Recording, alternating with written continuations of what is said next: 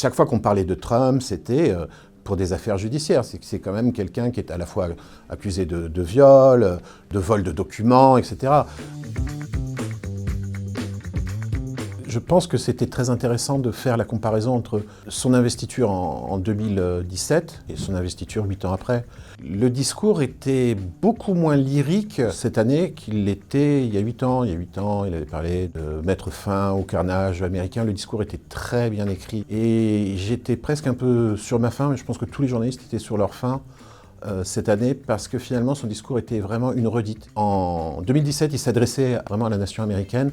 Je pense qu'en 2025, il a vraiment mis le paquet sur ses supporters. Mais il y a une grosse différence, c'est que cette année, il a remporté le vote populaire, ce qui n'était pas le cas il y a 8 ans. Je pense que c'est pour ça qu'il s'autorise aussi à être peut-être moins consensuel qu'il y a 8 ans, avec l'idée de mettre fin de manière brutale à 4 ans de politique démocrate. C'était assez particulier. Trump n'a pas critiqué ouvertement Biden. Enfin, entre les lignes, il ne fallait pas être bien malin pour comprendre qu'il s'en prenait à l'administration et les tenait responsables à la fois de l'inflation, de la crise migratoire, etc.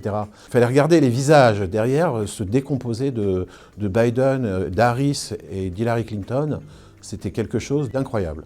Si on fait la comparaison avec maintenant le discours d'investiture de Biden il y a 4 ans, quand il succède à Trump, j'ai trouvé Biden plus consensuel, même s'il y avait déjà des piques contre Trump en disant qu'il allait rétablir l'union entre les Américains, etc., mettre fin aux divisions, ce qu'il a visiblement pas réussi à faire. Je pense qu'il y avait vraiment une volonté de se payer Biden. La version qu'on a vue sous la rotonde était un peu la version Comte de Monte Cristo, après 4 ans de souffrance. Chaque fois qu'on parlait de Trump, c'était pour des affaires judiciaires. C'est quand même quelqu'un qui est à la fois accusé de viol, de vol de documents, etc.